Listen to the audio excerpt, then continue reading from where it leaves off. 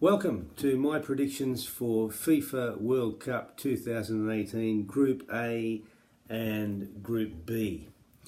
I'll tell you who I think will go through and give you some analysis. I don't have any pretty pictures or graphics, but have a few ideas and a couple of bits of paper and some solid footballing common sense. Let's get underway straight away with Group A. Group A, which I call the group of pain. Intriguing group, probably the most intriguing in the whole tournament. The hosts, Russia. Any group of the hosts is always exciting with the home support and the pressure. We also have Uruguay, who've come so close in recent World Cups, wishing for a bit of redemption. Saudi Arabia, bit on and off in terms of qualifying, not doing particularly well for quite a while. Not going through since 1994, they'll want to do well. And Egypt, first World Cup since 1990, they'll be chomping at the bit. It's going to be very exciting. It's a great group. We'll look at each team and I'll let you know their chances and who I think will go through. Starting with Saudi Arabia. Saudi Arabia's aim, I think, for this group is very clear. They'll be trying to go through. They had a very successful qualifying campaign in Asia, finishing ahead of Australia as automatic qualifiers in their group, just behind Japan. Very solid attack, fantastic at keeping the ball. They were doing ever so well. Unfortunately, they changed coaches at the end of qualifying, ended up with three within 3 months. It's caused a bit of instability. However, they do retain the core of their players from the qualification phase. And Mohamed Al-Salawi, 16 goals in qualifying, leader in the AFC. Very good on the ball. He'll be the man to watch in the Saudi side. However, I think that the Saudi objective in this tournament is very simple, and that is not lose 8-0, like we saw in 2002 against Germany. I don't know if you've seen Saudi Arabia play in the qualifiers. However, when they're on the ball, the field somehow looks 3 times as big as it should be. There are acres of space. They don't exploit the areas very well. They stay too compact when they're on the ball in attack. I think they're very vulnerable to the counter. I think that those kind of tactical misdemeanours go unpunished by the likes of East Timor and Bahrain and the Philippines. But when they come up against Uruguay, they're in for trouble. And I think that it's going to be a difficult group stage for them. The Egypt game may be a bit better. Egypt play a tactical game. They take things very slowly. That may suit the Saudis a bit more. The Russians will take a more direct approach. They will cause problems. Uruguay will cause disasters. So we'll be watching out for that. It'll be a very interesting game. Again, the Saudi objective, not lose 8-0 in any of their games. On to Egypt. Egypt's objective, very clear. I think they want to make the round of 16. They're very eager to have another crack at the World Cup. It's been such a long time. 1990 was their last go at it. They've been waiting all this time. The team is based around Mohamed Salah. Thankfully, it looks like he'll be fit for the first group game after his shoulder injury, picked up in the Champions League final. Egyptian hopes are pinned on him. However, they do have a couple of other very capable players. Ahmed Higazi in defence, the West Bromwich Albion defender. He's great at tying up these and breaking down attacks. Also, I think that the sentimental story from the Egypt side, El Hadari, 45 years old in goal, the oldest player ever at a World Cup should he appear, although that may prove to be a liability at some point, but that remains to be seen. Egypt to be well up for it, and I think they're very lucky to have Uruguay in the first game. Uruguay may have a few nerves first up, and Egypt will throw everything at them. If they can get a draw in that game, anything can happen. So we'll be watching that game very carefully. Uruguay, well, what can we say? Cavani, Suarez got in. Fantastic attacking side, utilised the space very well. They're going to destroy Saudi Arabia. They'll have too much for Russia. I think Russia are too slow on the ball. Uruguay will have too much for them. Egypt will be interesting. Egypt set up for the counter. That's going to be a frenetic game. I think Uruguay may have too much for them. I think Uruguay's problem, as in any World Cup, is going to be discipline. They're very unlucky to be drawn in the group of the hosts in a World Cup, because I think there's a lot of pressure on referees when they're refereeing matches with the hosts or in groups featuring the hosts. Uruguay may encounter problems with yellow cards, suspensions, penalties and red cards and so on. That may come into play. I think the game against Russia, the last game in the group, should that be an issue where Russia needs to win in order to go through, it's going to be problematic, because there'll be free kicks, there'll be fouls, there'll be all kinds of borderline decisions, and Uruguay look very vulnerable. If you've seen the movie Gladiator, you may recall the scene with the reenactment of the Battle of Carthage with Commodus, which in this case will be Vladimir Putin watching on, and Russell Crowe leading the Barbarians, which in this case will be Suarez leading Uruguay. And the Russian team will be the chaps riding around them on chariots. That's the kind of atmosphere we're going to have in the final group game, with a little bit less blood, but it's going to be just as exciting.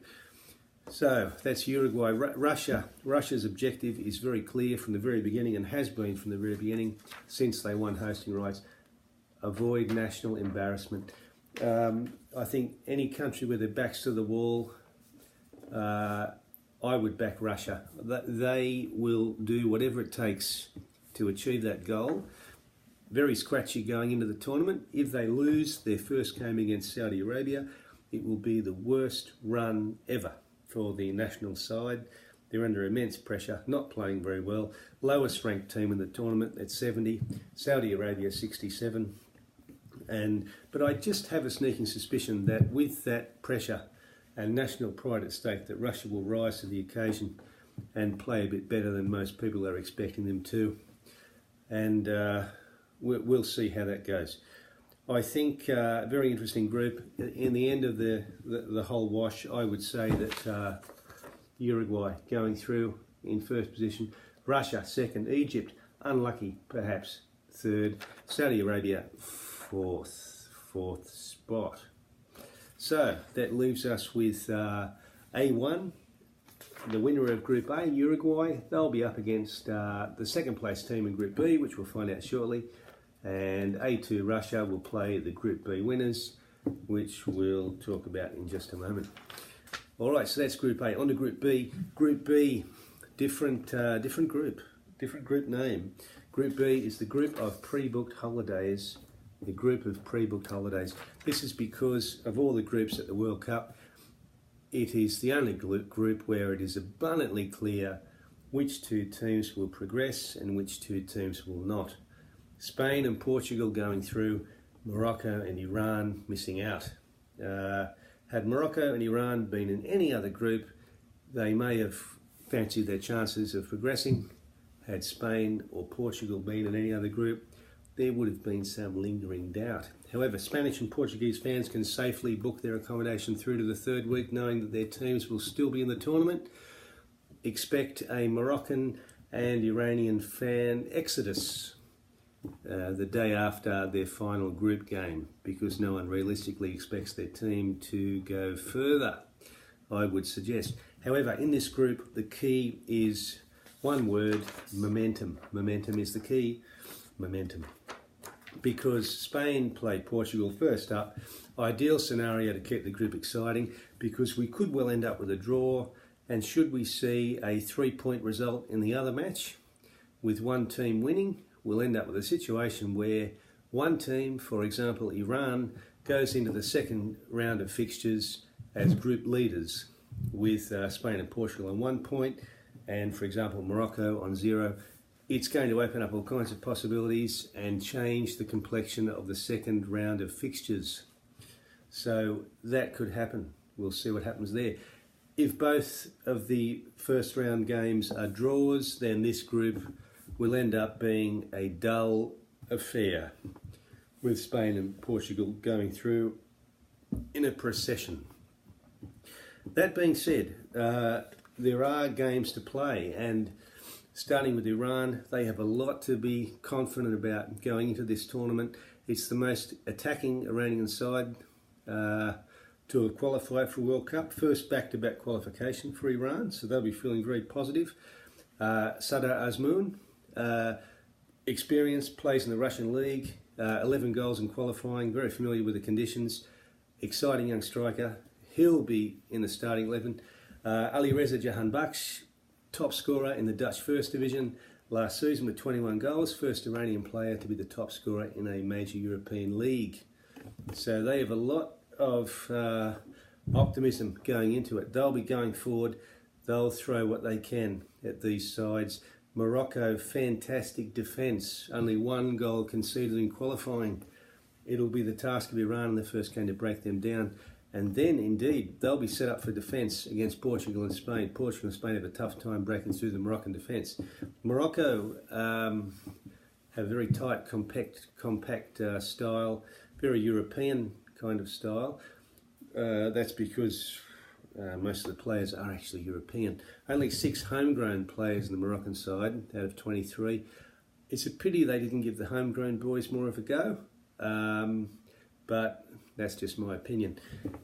In any event, looking through to Spain and Portugal, I was tipping Spain up until recently. Spain have sacked their head coach 3 days ahead of the tournament. I think it was a petty manoeuvre and an act of stupidity. I can't understand it. I think a lot of upset people. It'll cause some instability. The Spanish side, of course, almost unrivaled in terms of class and ability. Peak, Ramos, Alba, Silva, De Gea, Costa, the names just roll off the tongue. They'll have too much for most sides in this World Cup, but I just have a sneaking suspicion that Portugal, with Ronaldo in the last World Cup at the peak of his powers, will find a way past Spain and top the group. Good luck to them both. However, I'm seeing it this way, with Portugal coming through in first place, Spain second, Iran and Morocco coming in fourth. So that leaves us, based on the Group A and Group B predictions, with Uruguay versus Spain in the A1-B2 matchup, and Portugal-Russia. Uruguay-Spain, I'm going for Spain in this one because I don't know how many Uruguayan players will still be available for selection in the round of 16, depending on how many of them are suspended, based on the number of yellow cards they pick up in the group stages. I think Spain will have too much. It might have been a close encounter, but I'm going for Spain on the balance of probabilities. Portugal-Russia, God bless Russia for getting so far. They'll give it their all. I think Portugal will find a way through. So Group A is no more. The 2 teams to progress from this quadrant in the draw both come from Group B, as we see here, Portugal and Spain. And they progress through to the quarterfinals. We'll look at the other quarterfinalists later. I'll be back with some predictions for Group C and Group D. In the meantime, if you have any comments, if you disagree or if you agree, or if you think I left something out, feel free to write a comment or subscribe and let me know what you think. And we'll see you again soon.